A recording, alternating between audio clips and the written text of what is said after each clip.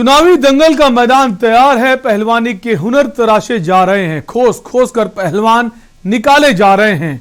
जो पहलवानी के दांव पेच नहीं जानते उन्हें सिखाए जा रहे हैं। जुबान सांप्रदायिक हो रही है, बयान समाजवादी हो रहे हैं। मंचों पर बहुजन हित मचल रहा है। मुट्ठियां तर रही हैं, बहुएं तरेरी जा रही हैं। एक दूसरे पर उंगलियां भी उठाई जा रही हैं। राज्यों में चुनाव है और बागों में बाहर भी है। सब कुछ तैयार है। यह ठेठ सियासी नजारा है। यह चुनावी अखाड़ा है। नमस्कार दोस्तों, के न्यूज की खास पेशकश चुनावी अखाड़ा में आपका स्वागत है। मैं हूं शैलेंद्र चौहान। देखिए चुनावी अखाड़ा, और हां, बहुत जरूरी है आपके लिए, आप सीखिए ये सियासी पहाड़ा।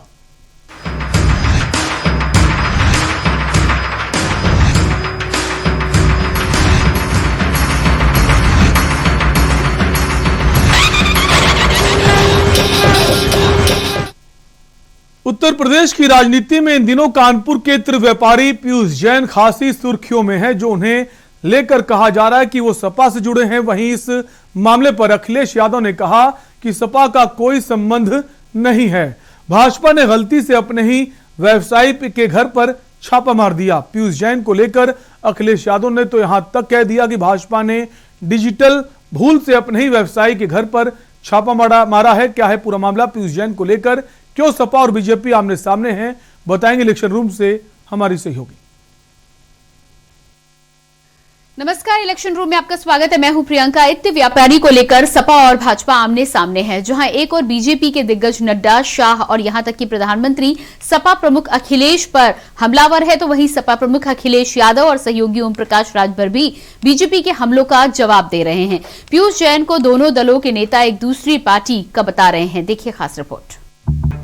समाजवादी पार्टी के अध्यक्ष अखिलेश यादव ने कानपुर के इत्र व्यापारी पीयूष जैन के उनकी पार्टी से किसी तरह के संबंध से इनकार किया और मजाक में कहा कि भाजपा ने गलती से अपने ही व्यवसायी पर छापा मारा।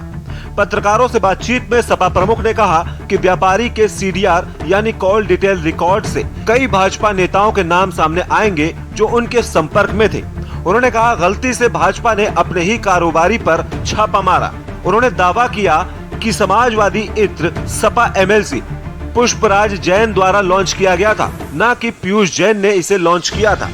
भाजपा पर कटाक्ष करते हुए उन्होंने कहा सत्तारूढ़ भाजपा ने डिजिटल भूल से अपने ही व्यवसायी यानी पीयूष जैन के यहाँ छापा मारा। समाजवादी इत्र बनाया था, उसका नाम पुष्पराज जैन है और जिसके यहाँ छापा पड़ा है वो पीयूष जैन है। दोनों में कॉमन ये है कि एक ही मोहल्ले में रहने वाले, एक ही शहर के रहने वाले, एक ही तरह का कारोबार करते हैं। मुझे लगता है कि भारतीय जनता पार्टी समाजवादियों पे छापा मारने के चक्कर में उनके कंप्यूटर ने जो नाम दिखाया वो दूसरा नाम दिखा दिया। गलती से वहां पहुंच गए जहां पर बीजेपी का खुद का पैसा रखा हुआ था। इससे पहले भाजपा नेताओं ने आरोप लगाया था कि इत्र कारोबारी पीयूष जैन से समाजवादी पार्टी के संबंध रहे हैं। केंद्रीय गृह मंत्री अमित शाह ने भी मंगलवार को हरदोई की सभा में कहा था कि कुछ दिन पहले आयकर विभाग ने छापा मारा तो भाई अखिलेश के पेट के अंदर मरोड़ होने लगी।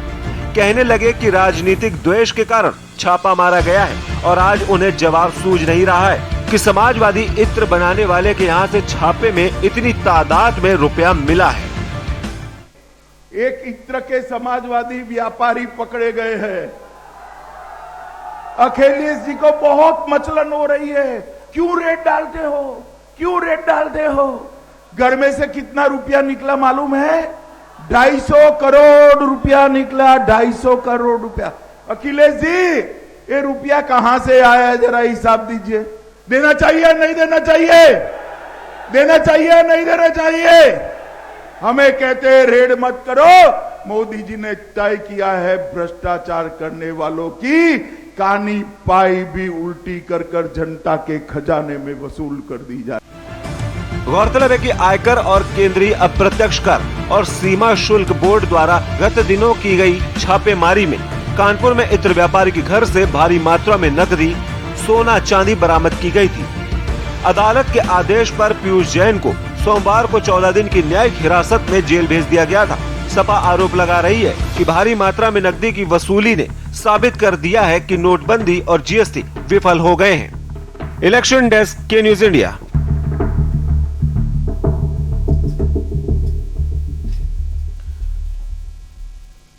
और चुनावी अखाड़ा में वक्त एक ब्रेक का है, जल्द लौटेंगे, आप बने रहिए हमारे साथ।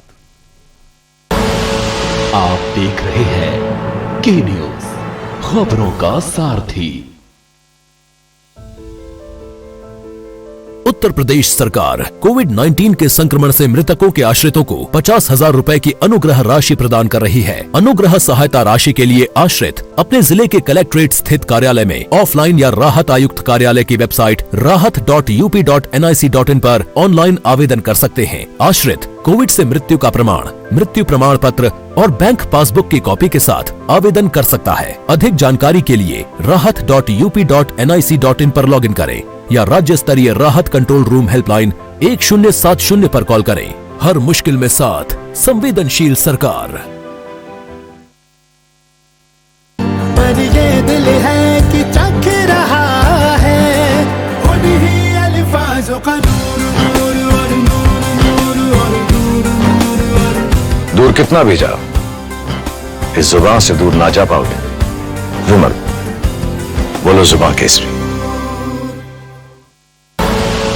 आप देख रहे हैं के न्यूज, खबरों का सारथी।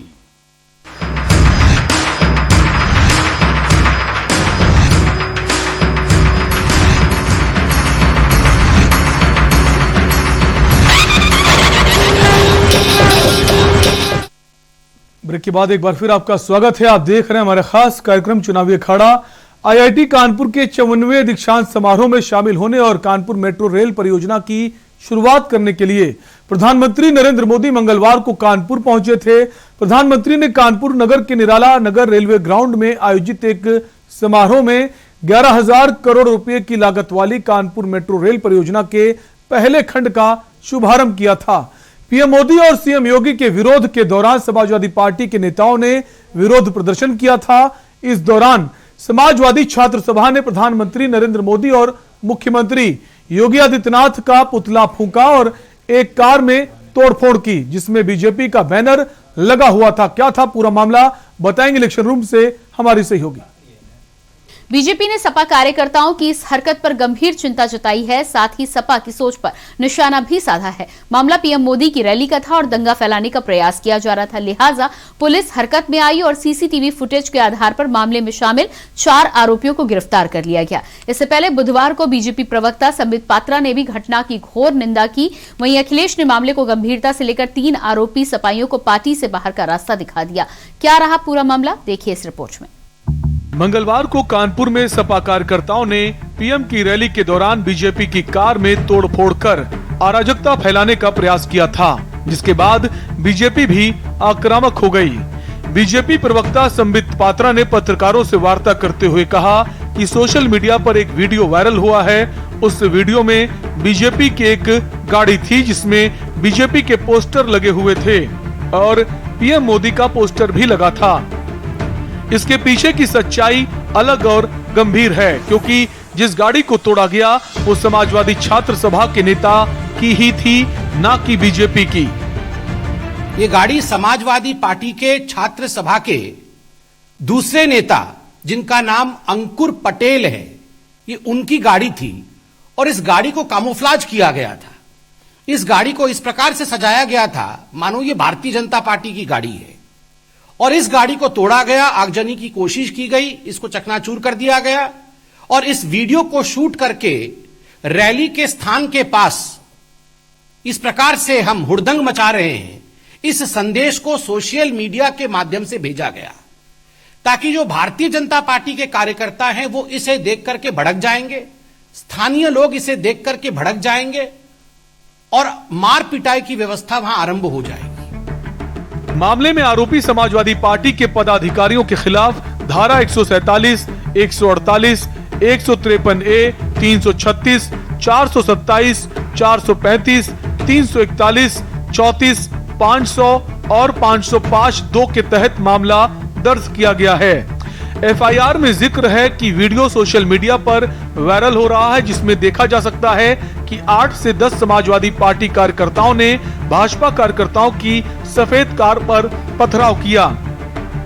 सपा के 5 कार्यकर्ताओं को पुलिस ने गिरफ्तार कर लिया और 3 की तलाश हो रही है। इन लोगों ने गाड़ी पर बीजेपी का पोस्टर लगाकर तोड़फोड़ की थी। सपा कार्यकर्ताओं पर खुद की गाड़ी में तोड़फोड़ का आरोप है। वहीं अखिलेश यादव ने सभी आरोपियों को पार्टी से बाहर का रास्ता दिखा दिया है।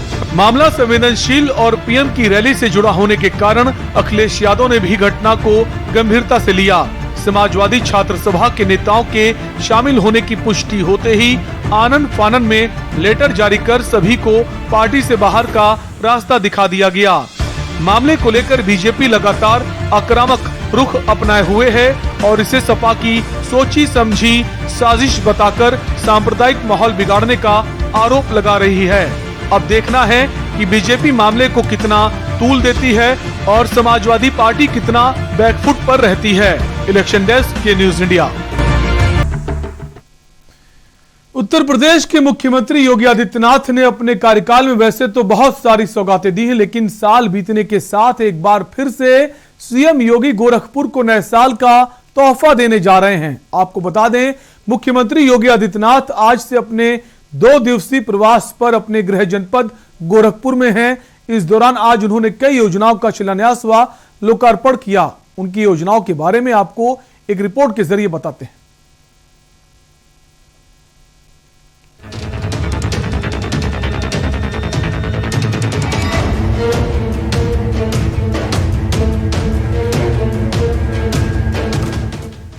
सीएम योगी आदित्यनाथ 2 दिन के गोरखपुर दौरे पर हैं।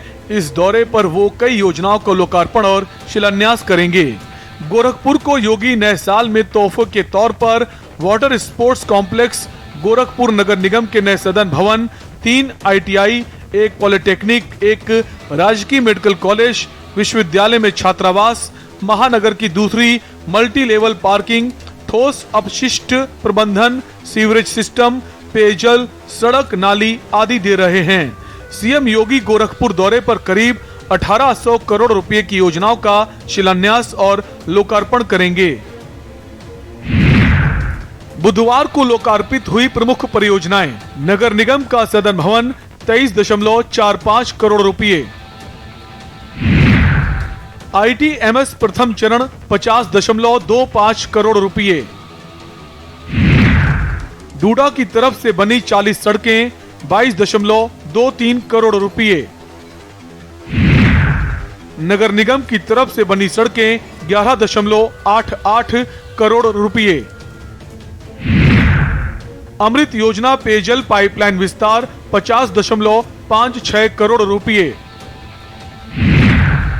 गुरुवार को सीएम के हाथों लोकार्पित होने वाली परियोजनाएं: वाटर स्पोर्ट्स कॉम्प्लेक्स 44.75 करोड़ रुपए, ITI जंगल कौड़िया 7 करोड़, ITI सहजनवा 7.29 करोड़, ITI भटहट 9.02 करोड़, राजकीय इंटर कॉलेज 5.41 करोड़, गोरखपुर विश्वविद्यालय में छात्रावास 9.52 करोड़, CHC उसवा बाबू 5.52 करोड़, राजकीय पॉलिटेक्निक सहजनवा 15.79 करोड़, गुरु गोरखनाथ शोध पीठ 11.56 करोड़, विधि विज्ञान प्रयोगशाला 66 करोड़, गोरखपुर विश्वविद्यालय में बालिका छात्रावास 4.55 करोड़। सीएम योगी ने नगर निगम के नए 5 मंजिला सदन भवन का लोकार्पण करने के साथ करीब 520 करोड़ रुपए के विकास कार्यों का लोकार्पण व शिलान्यास किया। इनमें 360.45 करोड़ रुपए की लागत वाली 154 परियोजनाओं का शिलान्यास व 159.37 करोड़ रुपए से पूर्ण हुई 109 परियोजनाओं का लोकार्पण शामिल है। नगर निगम के नवीन सदन भवन परिसर में सामाजिक समरसता के अग्रदूत ब्रह्मलीन महंत अवैधनाथ की प्रतिमा भी स्थापित की गई है। गुरुवार को मुख्यमंत्री योगी आदित्यनाथ रामगढ़ताल क्षेत्र में बने विश्व स्तरीय वाटर स्पोर्ट्स कॉम्प्लेक्स का शुभारंभ करेंगे। इस दिन महंत दिग्विजयनाथ स्मृति पार्क में आयोजित कार्यक्रम के दौरान वे 1008.54 करोड़ रुपए की 99 विकास परियोजनाओं का लोकार्पण व 276.56 करोड़ रुपए की लागत वाली 11 परियोजनाओं का शिलान्यास करेंगे। लोकार्पण शिलान्यास समारोह के अवसर पर सीएम योगी जनसभा को भी संबोधित करेंगे। सीएम योगी का ये दौरा सियासी दृष्टिकोण से काफी अहम माना जा रहा है। राजनीति के जानकारों की बात अगर माने तो सीएम योगी का गोरखपुर में इतनी सारी योजनाओं का लोकार्पण और शिलान्यास करना जरूरी भी है और मजबूरी भी, क्योंकि अगले साल होने वाले विधानसभा चुनावों में संभवतः सीएम योगी गोरखपुर की ही किसी सीट से चुनाव लड़ सकते हैं। इलेक्शन डेस्क के न्यूज इंडिया।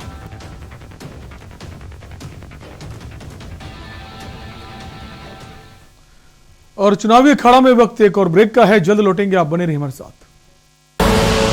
आप देख रहे हैं के न्यूज, खबरों का सारथी। 2017 से पहले कर्ज के बोझ तले दबा था किसान। 2017 के बाद कर्ज माफी से हुआ है खुशहाल। फर्क साफ है। 2017 से पहले भैंस ढूंढने वाली पुलिस 2017 के बाद अपराधियों को काबू करती है। फर्क साफ है। 2017 से पहले जो लड़के हैं गलती हो जाती है बोलकर छूट जाते थे। 2017 के बाद उन अपराधियों पर होती है कार्रवाई। फर्क साफ है। 2017 से पहले मेरठ से दिल्ली पहुंचना था 2 भर। 2017 के बाद दिल्ली बस 1 घंटे दूर। फर्क साफ है। जुबान के लिए उड़ चला गैरों की ज़मीं पर, खुशबू अपने पन की ढूंढता। दूर कितना भी जाओ, इस जुबान से दूर ना जा पाओगे। विमल, बोलो जुबान केसरी। आप देख रहे हैं के न्यूज, खबरों का सारथी। ब्रेक के बाद एक बार फिर आपका स्वागत है चुनावी अखाड़ा में। और चुनावी अखाड़ा में चलते चलते बात करेंगे दिन भर आज अलग अलग राजनीतिक पार्टियों के उन बड़े बड़े नेताओं ने वो कौन से बयान दिए जो सुर्खियां बन गए। तो सुनिए आज के बयान बहादुरों को।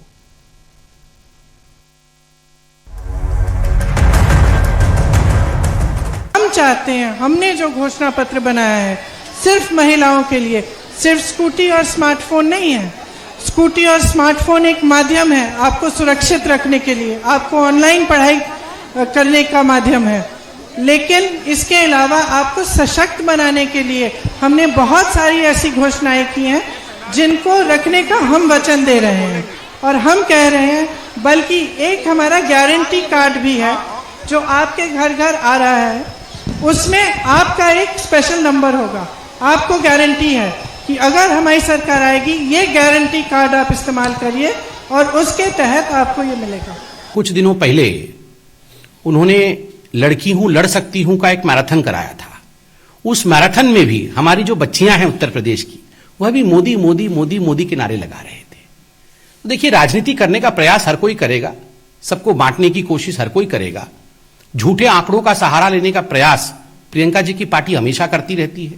और ये जो चयनात्मक राजनीति है, सिलेक्टिव राजनीति, जिसमें राजस्थान में किस प्रकार से दलितों के ऊपर अत्याचार हो रहे हैं, महिलाओं के ऊपर अत्याचार हो रहे हैं, आए दिन उसके वीडियो हम सोशल मीडिया के माध्यम से देखते रहते हैं, मगर एक दिन भी उनके ऊपर चर्चा ना करना और झूठे आंकड़ों के माध्यम से भारतीय जनता पार्टी की विकास की राजनीति को अपमानित और बदनाम करने का प्रयास करना, यही काम प्रियंका जी करती। पार्टी की एबीसीडी ही उल्टी है। इनका है, ए से मतलब है अपराध और आतंक, बी से मतलब है भाई भतीजावाद, सी से मतलब है करप्शन और डी से मतलब है दंगा। जिसने समाजवादी इत्र बनाया था उसका नाम पुष्पराज जैन है और जिसके यहाँ छापा पड़ा है वो पीयूष जैन है। दोनों में कॉमन ये है कि एक ही मोहल्ले में रहने वाले, एक ही शहर के रहने वाले, एक ही तरह का कारोबार करते हैं। मुझे लगता है कि भारतीय जनता पार्टी समाजवादियों पे छापा मारने के चक्कर में उनके कंप्यूटर ने जो नाम दिखाया वो दूसरा नाम दिखा दिया, गलती से वहां पहुंच गए जहां पर बीजेपी का खुद का पैसा रखा। कर्फ्यू 11 बजे से लेकर और 5 बजे तक सुबह तक का कोई औचित्य समझ में नहीं आता है। रात को वैसे भी कड़ाके की ठंड में कौन निकल रहा है? तो सरकार ये खाली लीपापोती, अगर वाकई कोरोना की दिक्कत सरकार को महसूस हो रही है तो सरकार और उस खास करके चुनाव आयोग सभी राजनीतिक पार्टियों के लिए दिशा निर्देश जारी करे कि उन्हें रैली करनी चाहिए या नहीं करनी चाहिए। अगर नहीं करनी चाहिए तो फिर प्रधानमंत्री को भी नहीं करनी चाहिए, और करनी चाहिए तो फिर सबको करनी चाहिए। अगर कोरोना की दिक्कत है तो राजनीतिक पार्टियों को चुनाव आयोग स्पष्ट दिशा निर्देश जारी करे, हम उनके दिशा निर्देशों का पालन करें, बशर्ते वो नियम प्रधानमंत्री पे भी लागू होना चाहिए और हर एक नीचे स्तर के कार्यकर्ता पर भी वो बात लागू। उत्तर प्रदेश में कानपुर में मेट्रो के उद्घाटन के लिए प्रधानमंत्री श्री नरेंद्र मोदी जी वहां मौजूद थे, रैली को संबोधित करने गए थे। एक बहुत ही भव्य और ऐतिहासिक रैली को उन्होंने कल संबोधित भी किया। आज अखबारों में उन विषयों को लेकर कुछ गंभीर टिप्पणियां समाजवादी पार्टी पे हुई है। सोशल मीडिया के माध्यम से एक वीडियो वायरल हुआ। उस वीडियो में आप देख सकते हैं भारतीय जनता पार्टी की एक गाड़ी थी, एक कार थी जिसमें भारतीय जनता पार्टी के पोस्टर लगे हुए थे, उसमें कुछ स्टिकर्स कमल के लगे हुए थे और माननीय प्रधानमंत्री जी का भी एक पोस्टर गाड़ी के पीछे लगा हुआ था। भाजपा की गाड़ी के रूप में उस गाड़ी को सजाया गया था और बीच चौराहे में गाड़ी को रोक करके लाल टोपी पहने सपा के कार्यकर्ता उस गाड़ी को तोड़ रहे थे। उस गाड़ी की खिड़कियों को तोड़ दिया और उसकी आगजनी करने की कोशिश की गई। ये सब हमने देखा है। सपा छात्र सभा के राष्ट्रीय सचिव भी वहां मौजूद थे। सपा का, समाजवादी पार्टी की जो छात्र सभा है, स्टूडेंट्स विंग है, उस छात्र सभा के जो सचिव है, सेक्रेटरी हैं, जिनका नाम अखबारों ने सचिन केसरवानी के रूप में लिखा है, वो उस वीडियो में मौजूद थे। ये रैली के स्थान के पास इस प्रकार से हम हुड़दंग मचा रहे हैं, इस संदेश को सोशल मीडिया के माध्यम से भेजा गया ताकि जो भारतीय जनता पार्टी के कार्यकर्ता हैं वो इसे देख करके भड़क जाएंगे, स्थानीय लोग इसे देख करके भड़क जाएंगे और मार पिटाई की व्यवस्था वहां आरंभ हो जाएगी। हम आज बिल्कुल हटेंगे नहीं, चाहे हम ये डंडा मारे, हमें कोड़ा मारे, लेकिन हम जेल जाने को भी तैयार हैं। जेल जाएंगे ये नहीं कि हमें पुलिस लाइन में छोड़े। इतिहास रचे कि हमें वहाँ जेल में भेजे और तब इनकी नाक कटेगी, क्योंकि हम परेशान हो गए हैं। 2800 ग्रेड पे हमें पत्रकार बंदो क्या होता है, और जो संविधान है 20 साल के बाद वो तो हो गए हैं, एक वालों का 2 महीने ऊपर हो गए। क्या इन पे मजबूरी है? अपने इनके पोस्टर बैनर लगाने के लिए कहाँ से इन पे करोड़ों रुपए आ रहे हैं? अपने मीटिंग कहाँ से आ रहे? और वो पुलिस को 4600 ग्रेड पे नहीं कर रहे, क्यों? पुलिस रोड में 24-24 घंटे, 46 घंटे अपने बच्चों को छोड़ के न ठंड देखती, न गर्म देखती, न रात देखती, न दिन देखती। इतना कोविड काल चला, पुलिस वालों ने हर परिवार की मदद करी। आज क्या इन पे बितनी है? आज कह रहे हम पे बितनी है। कहाँ गया इनका वित्त? कहाँ गया पैसा? पैसा इन पे छाते हैं, लेकिन ये पुलिस वालों को नहीं दे सकते हैं, नहीं देने के मूड में है। हम आज आपके माध्यम से घोषणा कर रहे हैं, हम आज या तो मरेंगे या तो 4600 जियो पास करके ले। जय हिंद। देश का प्रधानमंत्री हिंदू हो, गृह मंत्री हिंदू हो, रक्षा मंत्री हिंदू और प्रदेश का मुख्यमंत्री हिंदू हो, वो कहे कि हिंदू खतरे में। हिंदू खतरे में नहीं, योगी और मोदी की कुर्सी खतरे में है। ये नहीं बोलेंगे, ये सब जनता सब जान रही है। एकदम पारी तो मजा आई चुनाव में। एक शब्द बहुअरथ युत जय शोभा के हेतु। प्रियंका जी ने कहा मैं लड़की हूं, लड़ सकती हूं। लड़की तब तक रहती है जब तक वो उसकी शादी नहीं हो जाती है। ठीक है, उनकी मीटिंग में 12 साल, 14 साल, 15 साल, 16 साल की बच्चियां मीटिंग में हमने देखा, चाहे कानपुर हो चाहे कहीं भी देख रहा हूं, बच्चियां आ रही हैं। वो तो वोटरें नहीं हैं, तो क्या करें, कैसे लड़ेंगी? तो जाति व्यवस्था है जिसको हम यूं कहते हैं आहिर गडेरी कुंभी कोयरी भर चमार मुसर धोबी खटिक पासी केवट बिंद मला जुल्हा दुनिया अंसारी शेख सैयद पठान चौहान ठाकुर ब्राह्मण बनिया लाला गोड़ खरवार भूमिहार बिहार अर्कबंसी बंजारा बहेलिया खंगार, ये तमाम जातियां हैं। इन जातियों में बहुत से ऐसे लोग हैं जो आज़ादी के 75 साल में राजनीति से दूर हैं। जनता ने भारतीय जनता पार्टी को क्लीन बोल्ड कर दिया, तो थर्ड एम्पायर से रिजल्ट लेने जा रहे हैं, ईडी का सहारा ले रहे हैं। और मजे की बात कि अब इनकी विदाई का टाइम आ गया है। जिस तरह कांग्रेस खत्म होगी उसी तरह खत्म होने जा रहे हैं। और जो छापेमारी हो रही है, ये पहले जब कन्नौज गए तो पता लगा कि रास्ते भूल गए। ये जाना था सपा के यहाँ छापा मारना, ये पहुंच गए भाजपा के यहाँ छापा मारने। अब 12 बजे तक खूब चला कि सपाई हैं, ये इत्र बेचते हैं, ये करते हैं। 12 बजे के बाद उलट गया कि नहीं तो भाजपाई हैं, काम गड़बड़ा गया। जब ऊपर से दबाव बना कि तुमको भेजा उस घर में, तुम इस घर में क्यों चले गए? तो माल तो वहां है, कहाँ गया जो है इनका जो है काला धन? नोटबंदी किए थे कि काला धन खत्म हो गया।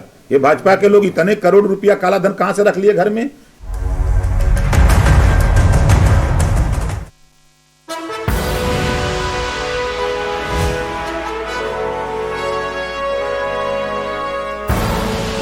आप देख रहे हैं के न्यूज, खबरों का सारथी। अरे तो क्या हो गया? अगर राह चलते लड़की छेड़ देते थे, अंधेरा होने पर लड़की निकलेगी तो छेड़ी तो जाएगी। एक जमाना था कि माँ बाप शाम होते ही अपनी बेटी के बाहर निकलने पर पाबंदी लगाने को मजबूर थे। पर इन्हें तो दमदार काम करना है। सारे प्रदेश की लड़कियों में इन्हें अपनी बहन बेटी नजर आती है। एक लड़की क्या छेड़ दी, इनके कलेजे पे सांप लौट गए। बैठो बेटा जीप में, थाने में चलकर नागिन डांस करवाते। मैडम गलती होगी मैडम। मैम, 2017 के पहले राह चलती लड़कियों को छेड़ना जो अपना हक